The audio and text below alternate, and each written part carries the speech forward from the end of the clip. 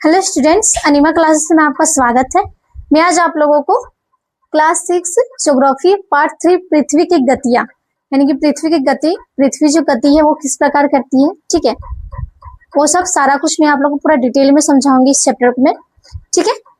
अगर किसी को भी इस चैप्टर का क्लास नोट्स या फिर लेक्चर वीडियो या फिर प्रश्नोत्तर वीडियो चाहिए तो आप मेरे अनिमा क्लासेस को ज्वाइन कीजिए, सब्सक्राइब कीजिए, आपको हर एक चीज मिल जाएगा। आप चाहे तो इसे टेलीग्राम से भी ज्वाइन कर सकते हैं, ठीक है।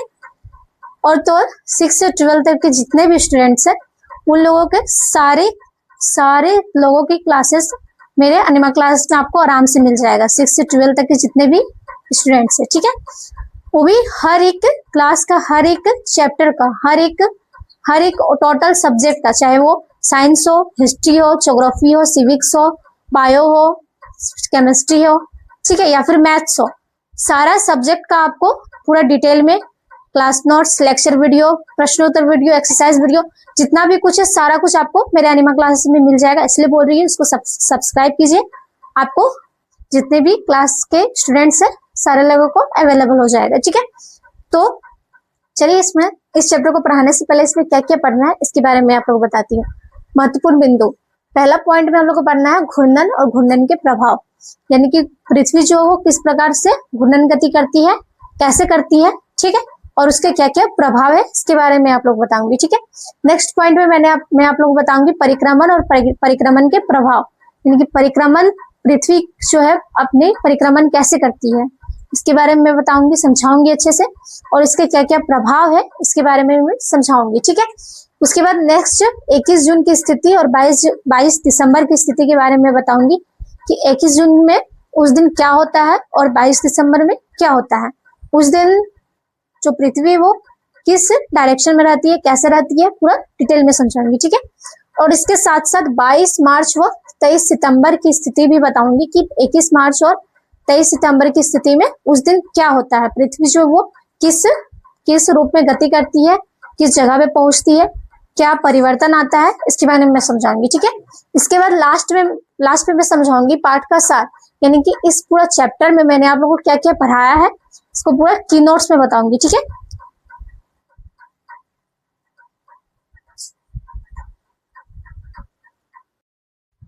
तो पहला पॉइंट हम लोग का स्टूडेंट्स, पृथ्वी का घूर्णन और सूर्य का आभासी गमन।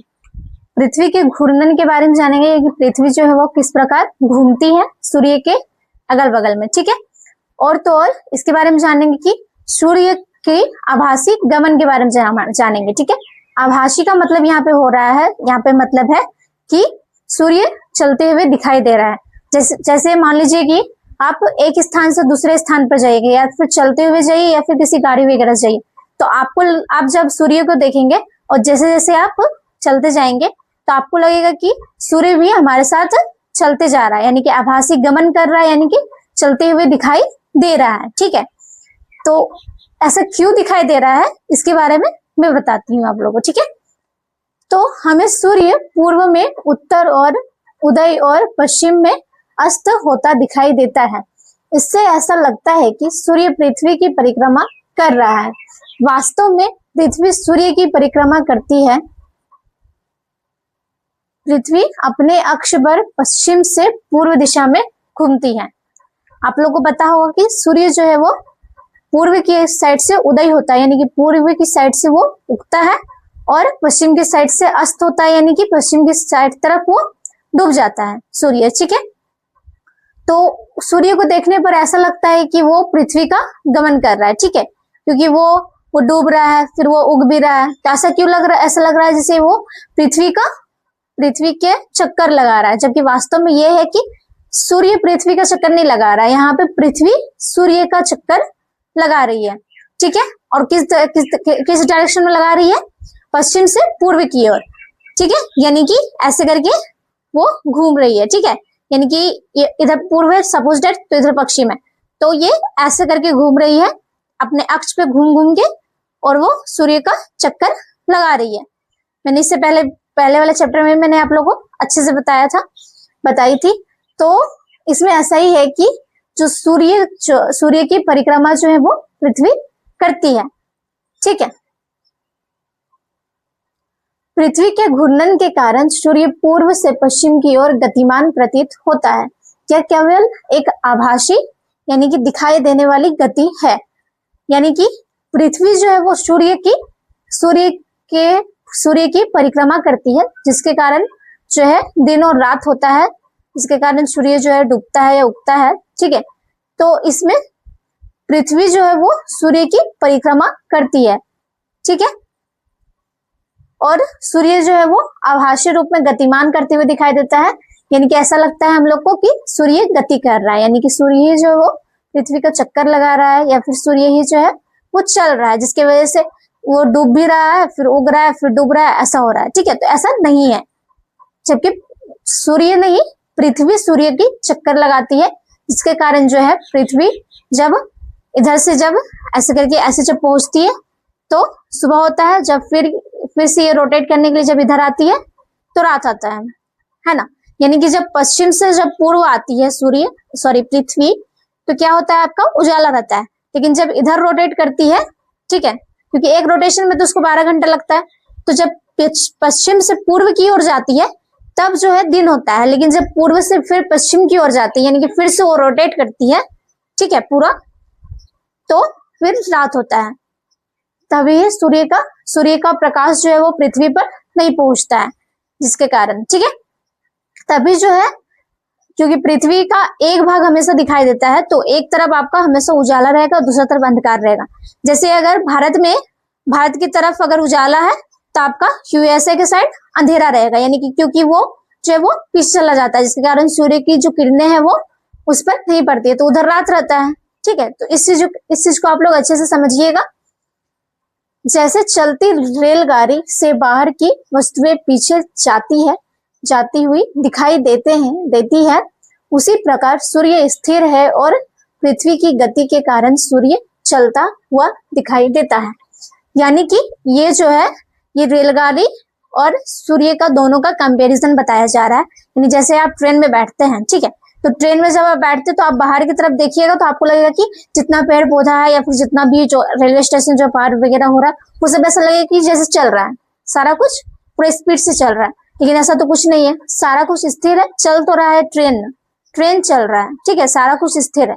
तो उसी तरह जो है सूर्य स्थिर रहता है और पृथ्वी गतिमान करती है। ठीक है, यानी कि पृथ्वी जो है वो चलते रहती है और सूर्य अपनी जगह पे स्थिर रहता है। ठीक है, इसके बाद नेक्स्ट पॉइंट हम लोग पढ़ेंगे पृथ्वी का घूर्णन। यानी कि पृथ्वी का जो घूर्णन है वो किस प्रकार है, इसके बारे में जानेंगे। पृथ्वी का अपने अक्ष पर घूमना घूर्णन कहलाता है। पृथ्वी का घूर्णन घूमते हुए लट्टू के समान है। पृथ्वी का अक्ष एक काल्पनिक रेखा है जिस पर पृथ्वी घूमती है। यानी कि पृथ्वी जो है वो अपने अक्ष पर घूमती है, मैंने आप लोग बताया था, वो यू ऐसे रोटेट करती है अपने अक्ष पे, पहले यहाँ पे ऐसे घूमती है, फिर ये थोड़ा सा आगे जाती है, फिर घूमती है, फिर ऐसे घूमते घूमते मतलब वो आगे जाती है। ठीक है, यानी कि ऐसे करके रोटेट करके फिर आगे जाती, फिर ऐसे रोटेट करती है, फिर ऐसे रोटेट करती है, रोटेट कर करके वो अपने अक्ष पे घूमती है और फिर परिक्रमा भी करती है, यानी कि साथ साथ दोनों करती है। ठीक है, पृथ्वी, तो पृथ्वी को जो है वो एक घूमता हुआ लट्टू के समान माना गया। जैसे लट्टू कैसा रहता है कि ऐसे ऐसे घूम रहा है और वो आगे भी जा रहा है, यानी कि खुद में भी घूम रहा है, खुद का जो नोक है उसमें भी घूम रहा है और वो धीरे धीरे आगे भी जाते जा रहा है। तो पृथ्वी को एक लट्टू की तरह माना गया, यानी कि लट्टू के समान माना गया है। ठीक है, और पृथ्वी का मैंने आप लोग बताया था कि उसमें जो है अक्षांश रेखा और देशांतरीय रेखा होता है, तो उसमें काल्पनिक रेखा रहता है, ना कि ऐसा सच में नहीं है कि पृथ्वी में ऐसे रेखा है। वो बस जो इतिहासज्ञ है, यानी कि जो जूलॉजिस्ट है, उन लोगों को ये सब पता करने के लिए या फिर भूगोल में ऐसा दर्शाने के लिए ऐसे लाइनिंग दिया हुआ है। ठीक है, कि किस जगह पे कौन सा स्थान स्थित है, इसके लिए। ठीक है, पृथ्वी का अक्ष 23.5 डिग्री झुका हुआ है।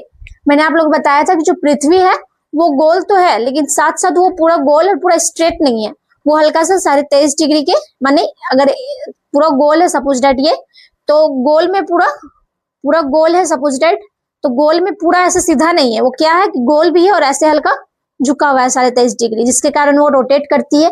ठीक है, तो वो हल्का सा झुका हुआ है। पृथ्वी जो है हल्की सी झुकी हुई है। ठीक है, पृथ्वी 24 घंटे में अपने अक्ष पर एक चक्कर पूरा करता है। घूर्णन के कारण दिन और रात होते हैं। पृथ्वी की घूर्णन गति भूमध्य रेखा पर सबसे अधिक तथा ध्रुवों पर सबसे कम होती है। यानी कि जो पृथ्वी है वो अपने घूर्णन प्रक्रिया को 24 घंटे में पूरा करती है, और इस घूर्णन प्रक्रिया के कारण ही जो है वो दिन और रात होता है। ठीक है, यानी कि जब ऐसे घूमता है तब दिन होता है, और जब ये पीछे जाता है तब रात होता है।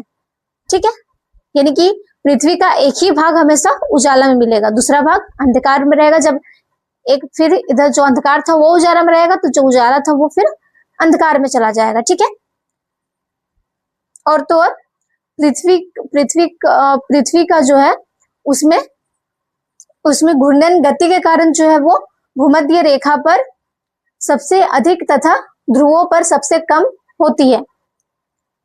यानी कि पृथ्वी की जो घूर्णन गति, यानी कि जो जिस स्पीड से वो घूमती है उसकी जो गति है वो भूमध्य रेखा पर सबसे अधिक होती है। यानी कि भूमध्य रेखा मैंने आप लोग बताया था। ठीक है, तो उस पर सबसे अधिक होती है। और तो और जो ध्रुवों पर, यानी कि उसका जो ध्रुव होता है, यानी कि भूमध्य रेखा कहाँ पे था, पृथ्वी का एकदम मध्य में, जो पृथ्वी को दो भागों में बांटती है। ठीक है, मैंने आप लोगों को बताया था, यह जगह नहीं है यहाँ पे। ठीक है, कि सपोज दैट ये पृथ्वी है,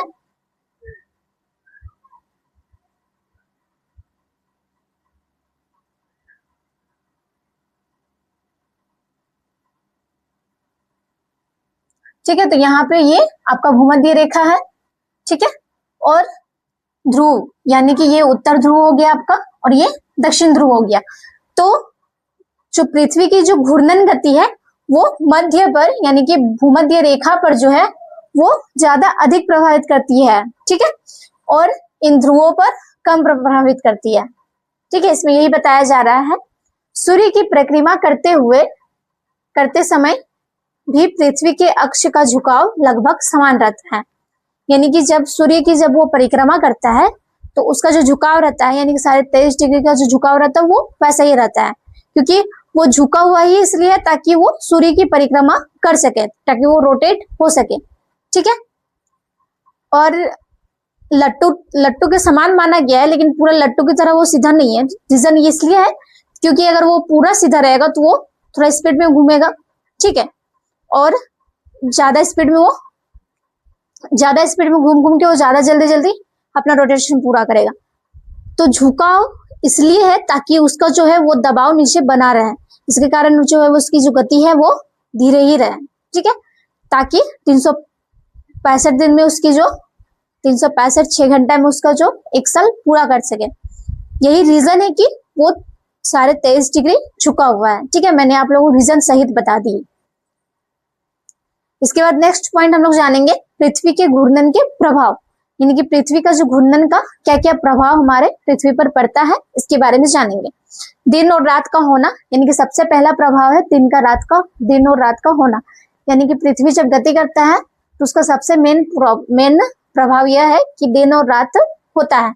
कैसे होता है, पृथ्वी के घूर्णन से एक भाग पर दिन और दूसरे भाग पर रात होती है। सूर्योदय से पहले का समय भोर तथा सूर्यास्त के बाद का समय संध्या कहलाता है। पृथ्वी को दिन और रात में बांटने वाली काल्पनिक रेखा प्रदीप्ति वृत्त कहलाती है।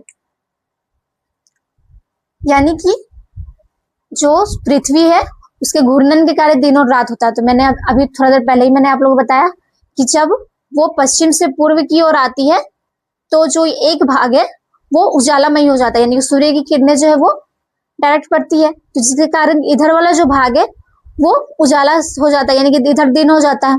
और इधर जो पीछे साइड है ये जो है उसमें सूर्य की किरणें नहीं पड़ पाती, जिसकी वजह से इधर रात रहता है।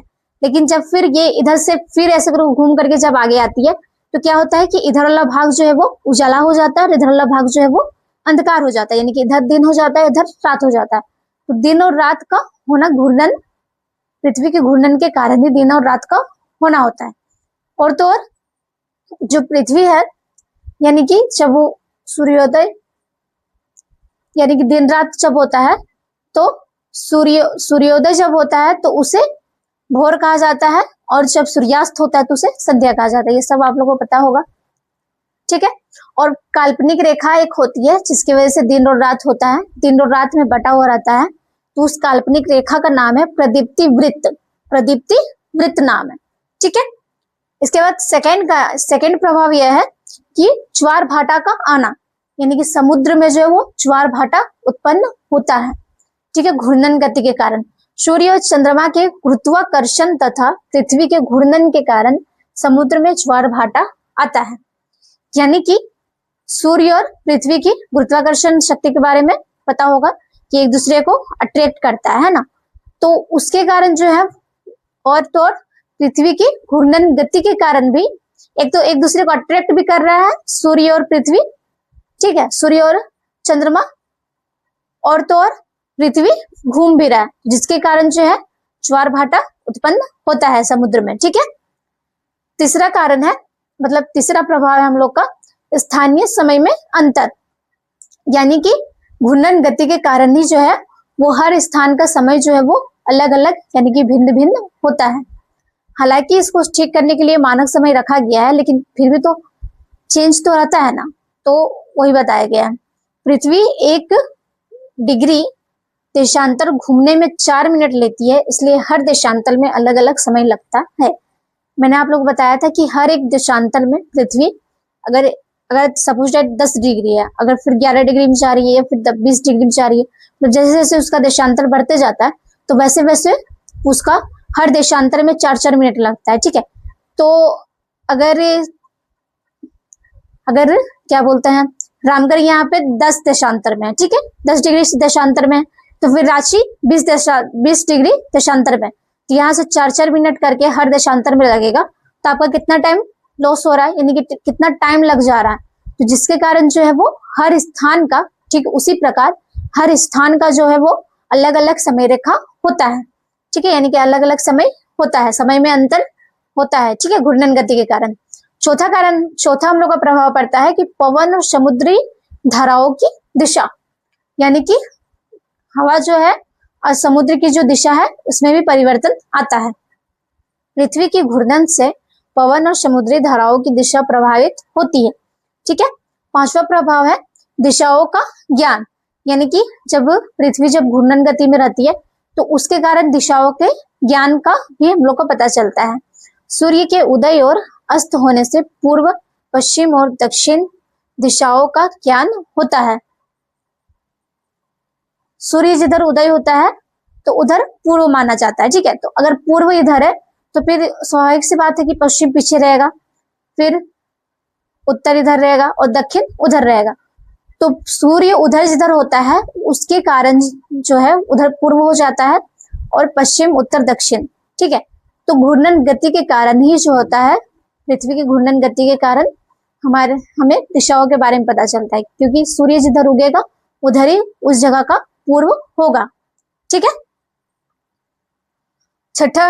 छठा प्रभाव है 24 घंटे का दिन, यानी कि घूर्णन गति के कारण जो है 24 घंटे का एक दिन होता है, ठीक है। पृथ्वी 24 घंटे एक घूर्णन द्वारा करती है, इसलिए एक दिन 24 घंटे का होता है, ठीक है। फिर नेक्स्ट पॉइंट हम लोग जानेंगे पृथ्वी का परिक्रमण। अभी घूर्णन के बारे में मैंने आप लोगों को बताई, ठीक है। तो अब मैं आप लोगों को बताऊंगी कि परिक्रमण क्या होता है। घूर्णन और परिक्रमण में दोनों में चेंज है।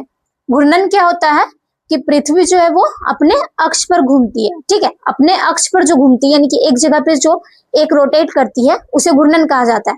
लेकिन जब रोटेट करते हुए जब वो आगे बढ़ती है तो उसे परिक्रमण कहा जाता है, यानी कि पृथ्वी का परिक्रमण, ठीक है। पृथ्वी अपने अक्ष पर घूमने के साथ साथ सूर्य की परिक्रमा भी करती है। सूर्य के चारों ओर पृथ्वी की घूमने की गति परिक्रमण कहलाती है।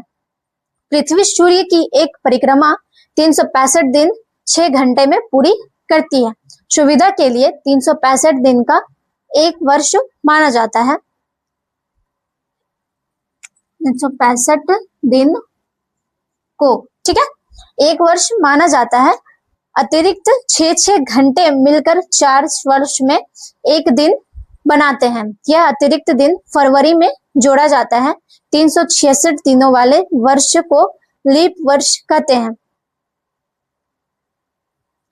यानी कि जो पृथ्वी है वो अपने अक्ष पे घूमते घूमते, यानी कि वो पृथ्वी जो है वो अपने अक्ष में भी घूम रही है और उसके साथ साथ वो धीरे धीरे आगे भी बढ़ रही है, यानी कि सूर्य की परिक्रमा भी कर रही है।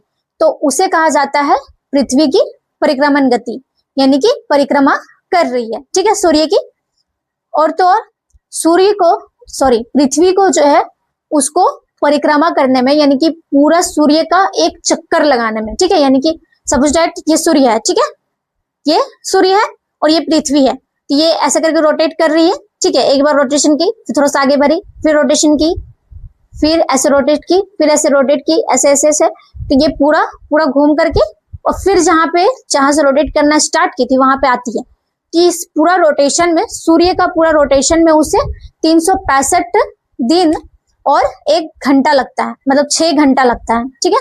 365 दिन और 6 घंटे का समय लेती है पृथ्वी सूर्य की एक रोटेशन करने में, यानी कि सूर्य की पूरी परिक्रमा करने में, ठीक है। तो हम लोग मान लेते हैं कि 365 दिन का एक वर्ष होता है और 6-6 घंटे को फिर 4 साल में फिर उसे जोड़ा जाता है, यानी कि फिर 4 साल के बाद वो 6-6 घंटे को 4 साल में 6-6 घंटे कितना हुआ, 24 घंटा हो गया। तो उसे चौथा साल में, यानी कि अगर 2020 में आपका चौथा साल है तो फिर 2024 में उसे जोड़ा जाता है, ठीक है। यानी कि उस टाइम पे 2024 में आपका लीप वर्ष माना जाता है, ठीक है।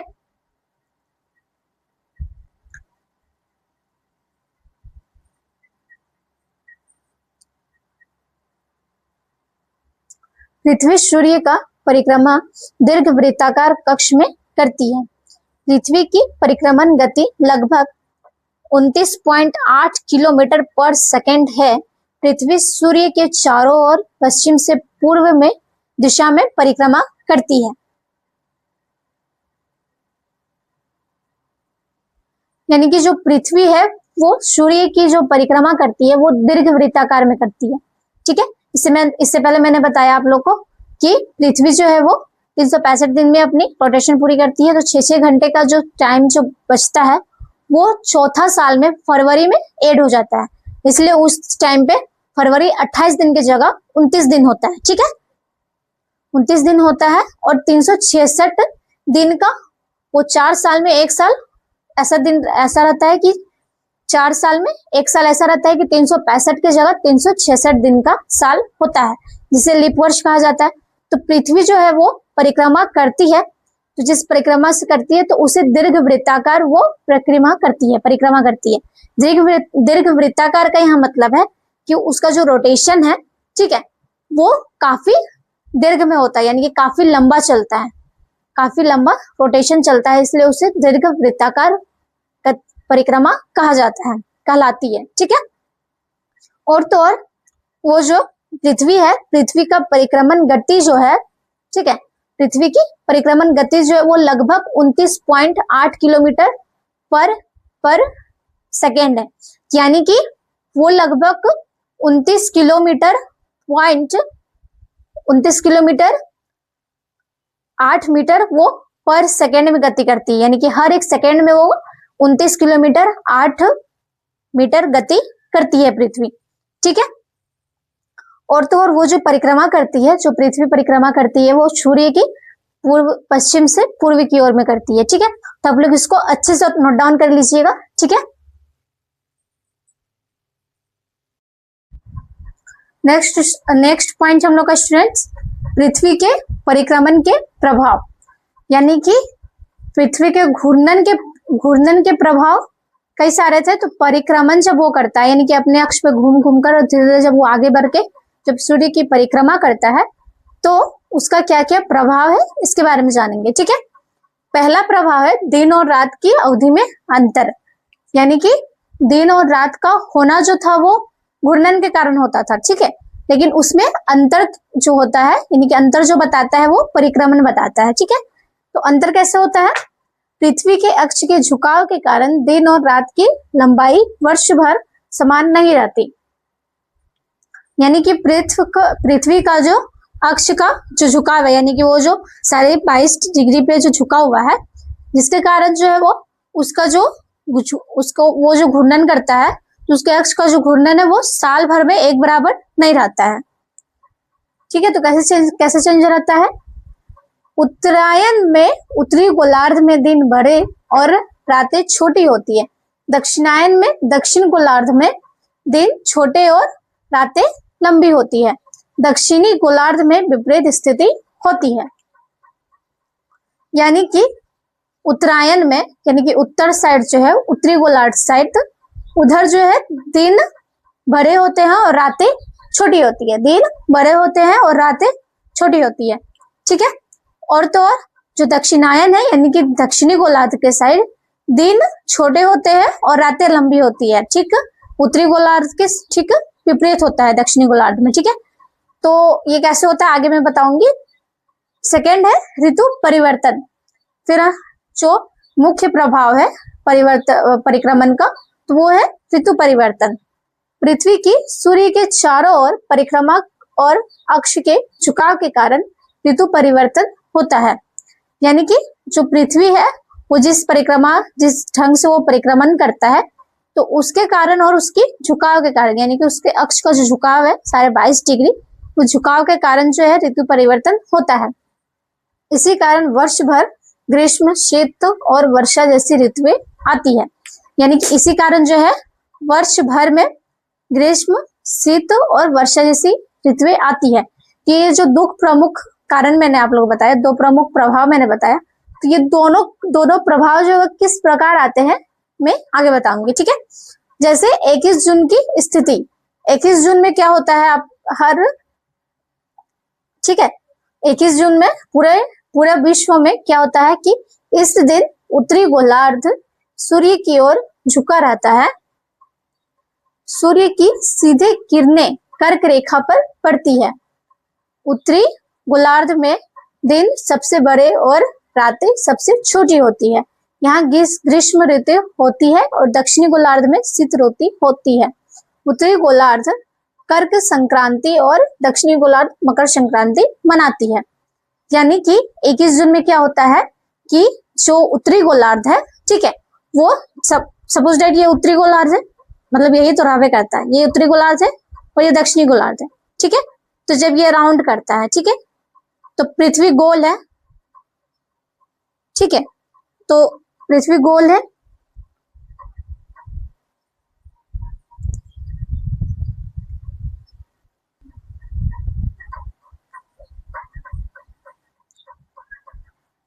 इक्कीस जून को क्या होता है, जो पृथ्वी है, यानी कि पृथ्वी का जो उत्तरी गोलार्ध है, वो क्या होता है कि वो सूर्य के कांटेक्ट में रहता है, यानी कि उसकी जो सूर्य की जो किरणें हैं वो उत्तरी गोलार्ध में डायरेक्ट पड़ती है। मैं आप लोग बताती हूँ। सपोज डाइट कि ये पृथ्वी है, ठीक है, तो इसकी जो उत्तरी गोलार्ध है और ये दक्षिणी गोलार्ध है। ठीक है, तो इसकी जो किरणें हैं ये उत्तरी गोलार्ध में पूरे सीधे पर रही है, क्योंकि ये जो है ये इस टाइप का गमन कर रही है, यानी कि पूर्व से पश्चिम की ओर गमन कर रही है। तो इसकी जो किरणें है ये सूर्य की ये ऐसे झुका हुआ है। ठीक है, तो इसकी किरणें जो है वो उत्तरी गोलार्ध में डायरेक्ट पड़ रही है, यानी कि सीधी पड़ रही है, जिसके कारण जो है उत्तरी गोलार्ध में 21 जून से काफी ज्यादा गर्मी रहता है उत्तरी गोलार्ध का साइड।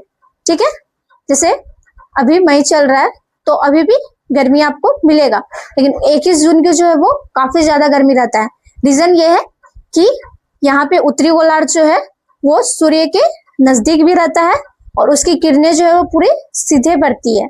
ठीक है, और ठीक इसके विपरीत यानी कि दक्षिण गोलार्ध साइड सूर्य का कॉन्टेक्ट में वो जो दक्षिणी गोलार्ध है वो काफी ज्यादा दूर पे रहता है, जिसके कारण जो है इधर शीतकाल चलता है, यानी कि इधर जो है ग्रीष्म काल चलता है और इधर शीतकाल चलता है। ठीक है, और तो और इस टाइम पे उत्तरी गोलार्ध में कर्क संक्रांति मनाते हैं लोग। ठीक है, और दक्षिण गोलार्ध के लोग जो है वो मकर संक्रांति मनाते हैं। ठीक है,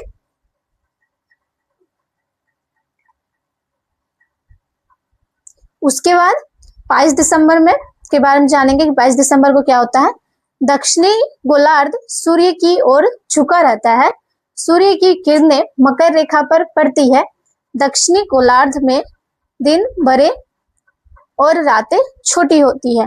उत्तरी गोलार्ध में शीत ऋतु होती है और दक्षिणी गोलार्ध में मकर संक्रांति और उत्तरी गोलार्ध में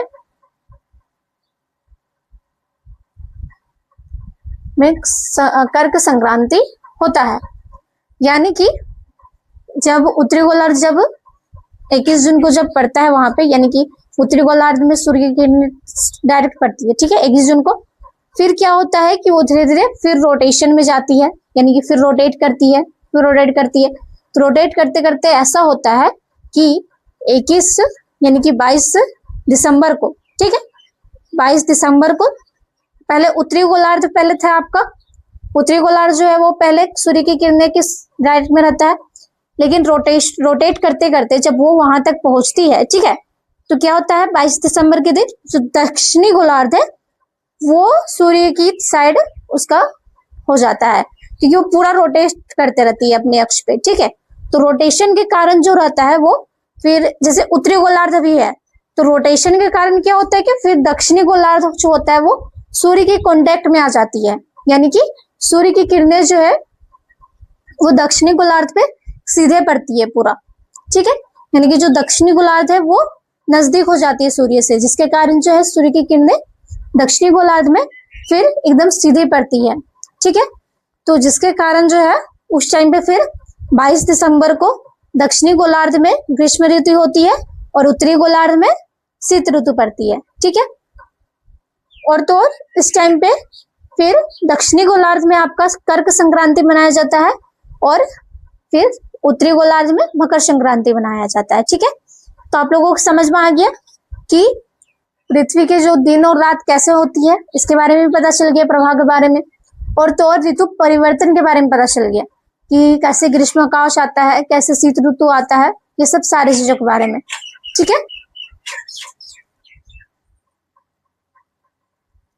उसके बाद तीसरा है 23 मार्च। सूर्य की सीधे किरणें भूमध्य रेखा पर पड़ती है। पूरे विश्व में दिन और रात बराबर होती है। उत्तरी गोलार्ध में वसंत ऋतु और दक्षिणी गोलार्ध में शीत ऋतु। उसके बाद जो 23 मार्च है, ठीक है, 23 मार्च में क्या होता है कि जो पृथ्वी है वो सूर्य के ना तो बहुत ज्यादा नजदीक रहती है, ठीक है, और ना बहुत ज्यादा दूरी पर रहती है, यानी कि ना तो उसका उत्तरी गोलार्ध बहुत ज्यादा नजदीक में रहता है और ना दक्षिणी गोलार्ध बहुत ज्यादा, यानी पूरा पृथ्वी जो है वो उसके डायरेक्ट नजदीक में नहीं रहता है और ना ही बहुत दूर रहता है। इसलिए जो है 23 मार्च को पूरे विश्व में, यानी कि पूरा वर्ल्ड में क्या होता है कि दिन और रात की अवधि जो रहती है एकदम बराबर रहती है। और उस टाइम पे जो ऋतु रहता है वो उत्तरी गोलार्ध साइड आपका रहता है वसंत ऋतु और दक्षिणी गोलार्ध साइड हो जाता है शीत ऋतु, ठीक है। उसके बाद हम लोग जानेंगे 23 सितंबर के बारे में, यानी 23 सितंबर में उस दिन क्या होता है कि सूर्य की सीधी किरणें भूमध्य रेखा पर पड़ती है। पूरे विश्व में दिन और रात बराबर होती है। उत्तरी गोलार्ध में शीत ऋतु और दक्षिणी गोलार्ध में वसंत ऋतु होती है। फिर जब ये रोटेट करती है, ठीक है, तो 22 सितंबर को क्या होता है कि उस दिन पहले तो उत्तरी गोलार्ध ऊपर साइड था, फिर ये रोटेशन करती है, ठीक है, तो फिर दक्षिणी गोलार्ध आता है, ठीक है। तो दक्षिणी गोलार्ध फिर ऊपर आ जाता है, यानी कि दक्षिणी गोलार्ध ऊपर आता है और उत्तरी गोलार्ध जो है वो रोटेशन के टाइम फिर रोटेट करते करते नीचे आ जाती है। तो उस टाइम पे भी जो भूमध्य रेखा, यानी कि जो बीचों बीच जो रेखा है, ठीक है, वो रेखा जो है भूमध्य रेखा पर सूर्य की किरणें ना तो बहुत ज्यादा तेज पड़ती है और ना ही बहुत ज्यादा कम पड़ती है, जिसके कारण जो है पूरे विश्व में, यानी कि पूरे वर्ल्ड में आपका क्या होता है कि दिन और रात की जो अवधि रहती है वो एकदम बराबर रहती है। ना तो ज्यादा दिन, ना तो दिन बड़ा रहता है और ना रातें छोटी रहती है, ना रातें बड़ी रहती है और दिन छोटा रहता है, ऐसा कुछ नहीं रहता है, बिल्कुल बराबर रहता है, ठीक है, दिन और रात की अवधि। और इस टाइम पे जो है फिर दक्षिण गोलार्ध में, यानी कि ठीक 23 मार्च के बिल्कुल उल्टा दक्षिणी गोलार्ध में क्या होता है कि दक्षिणी गोलार्ध में उस टाइम पे वसंत ऋतु आता है और उत्तरी गोलार्ध में शीत ऋतु आ जाता है, ठीक है। तो इस चैप्टर को मैंने पूरे अच्छे से आप लोगों को समझा दी हूँ मैं, ठीक है। और एक बार बता दे रही हूँ कि इसमें क्या होता है। सबसे पहले 21 जून को क्या होता है कि जो पृथ्वी है उसकी जो उत्तरी गोलार्ध है, यानी कि वो अक्ष में जब घूमती है, ठीक है, तो उसका जो उत्तरी गोलार्ध है वो सूर्य के कांटेक्ट में आ जाता है, यानी कि सूर्य के नजदीक रहता है, क्योंकि एक तो वो पूरा झुका हुआ है, ठीक है, जिसके कारण वो सूर्य के कांटेक्ट में रहता है।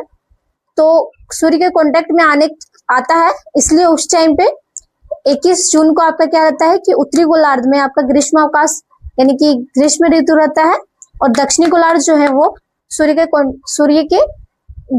से काफी दूर में आ जाता है, जिसके कारण जो है वो उसकी किरणें वहां पे नहीं पहुंच पाती है, जिसके कारण जो है दक्षिणी गोलार्ध में आपका शीत ऋतु रहता है, ठीक है। फिर इसके ठीक विपरीत आपका 22 दिसंबर में ये रोटेट करते करते क्या होता है कि जो उत्तरी गोलार्ध था वो दक्षिण साइड चला जाता है, यानी कि नीचे चला जाता है, और दक्षिणी गोलार्ध जो है वो ऐसे आ जाता है रोटेशन करते करते, ठीक है।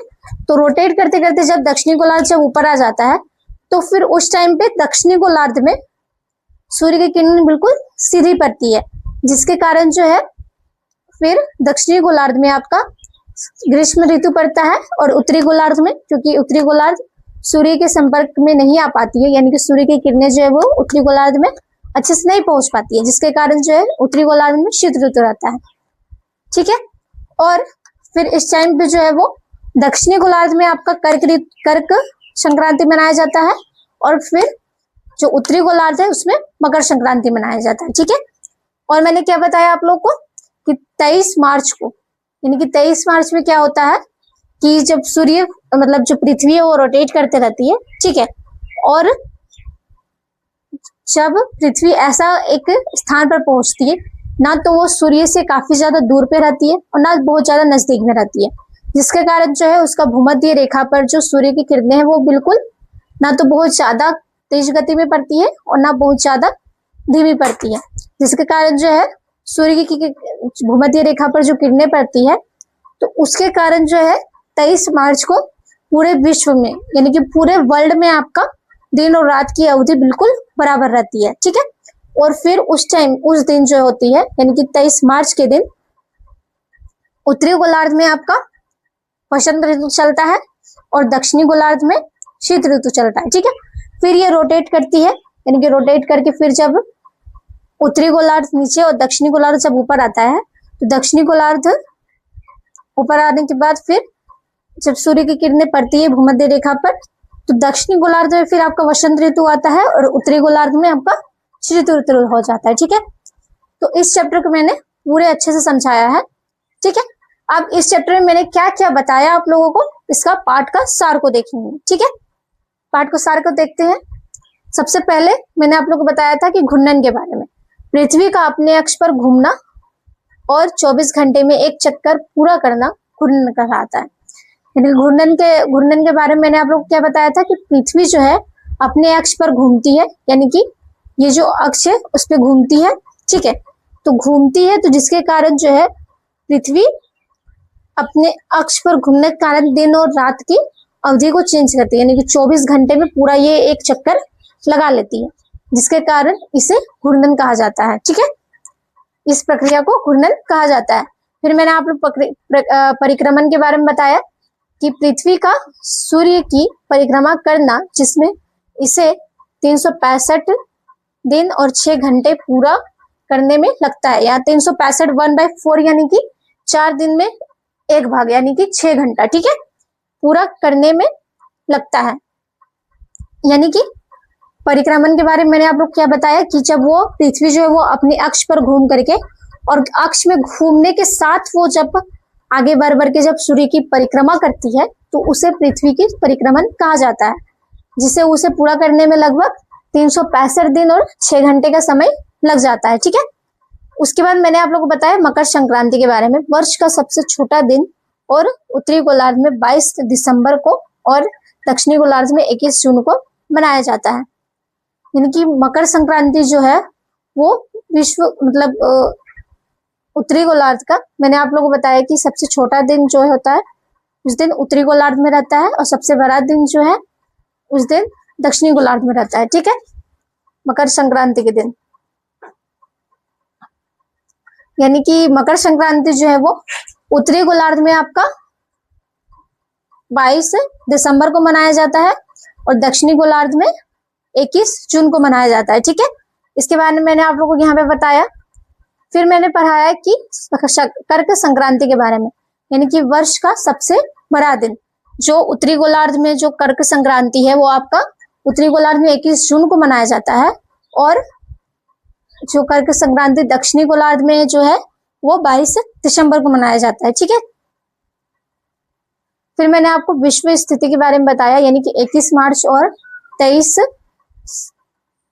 मार्च और 23 सितंबर के दिन के बारे में, कि ये 2 दिन जो है उस टाइम पे पृथ्वी जो है ना तो सूर्य के बहुत ज्यादा नजदीक रहती है ना बहुत ज्यादा दूर में रहती है, जिसके कारण जो है सूर्य की किरणें बिल्कुल बराबर गति में पड़ती है, तो दिन और रात की अवधि बिल्कुल बराबर रहती है। तो इस स्थिति को विश्व स्थिति कहा जाता है। फिर मैंने आप लोगों को लीप वर्ष के बारे में भी पढ़ाया था कि हर चौथे वर्ष आने वाला 366 दिन का वर्ष, यानी कि पृथ्वी को जो है अपने परिक्रमा को पूरा करने में उसे 365 दिन लगता है। 365 दिन 6 घंटा लगता है, तो 6 घंटा को चौथे वर्ष में, यानी कि ठीक 4 साल में एक दिन, उसे 6 घंटा को 4 साल में कितना होगा, 24 घंटा होगा। तो उस दिन लास्ट चौथा साल में 366 दिन के रूप में मनाया जाता है, जिसे लीप वर्ष कहा जाता है, यानी 366 दिन का जो रहता है उसे लीप वर्ष कहा जाता है। फिर मैंने आप लोगों को बताया पृथ्वी के अक्ष की का उन्नति, पृथ्वी के अक्ष का लंब तल से 23.5 डिग्री के कोण पर झुका होना, यानी कि पृथ्वी का अक्ष के उन्नति का मतलब है कि वो कितना झुका हुआ है। तो मैंने आप लोगों को बताया था कि पृथ्वी जो है वो 23.5 डिग्री झुका हुआ है, ठीक है, अपने अक्ष से। फिर मैंने लास्ट में आप लोगों को बताया कक्षीय समतल, कक्ष द्वारा निर्मित समतल, यानी कि जो पृथ्वी जो है वो कक्षा बनाती है तो उसमें जो निर्मित होती है उस समतल के बारे में मैंने आप लोग बताया। तो इस चैप्टर को मैंने आप लोगों को पूरे अच्छे से समझा दी चुकी हूँ मैं, ठीक है। आशा करती हूँ कि मेरी वीडियो आपको पसंद आया होगा। अगर आपको ऐसे ही और वीडियो चाहिए तो मेरे चैनल को सब्सक्राइब कीजिए। क्लास 6 से 12 तक के जितने भी स्टूडेंट्स हैं उन लोगों को हर एक सब्जेक्ट का हर एक चैप्टर का क्लास नोट्स, लेक्चर वीडियो, फिर प्रश्नोत्तर वीडियो जो भी चाहिए तो आप लोग मेरे चैनल को सब्सक्राइब कीजिए। अनिमा क्लासेस को आपको हर एक चीज बिल्कुल डिटेल में मिल जाएगा, ठीक है। तो आप लोग इसको अच्छे से नोट डाउन कर लीजिए। धन्यवाद।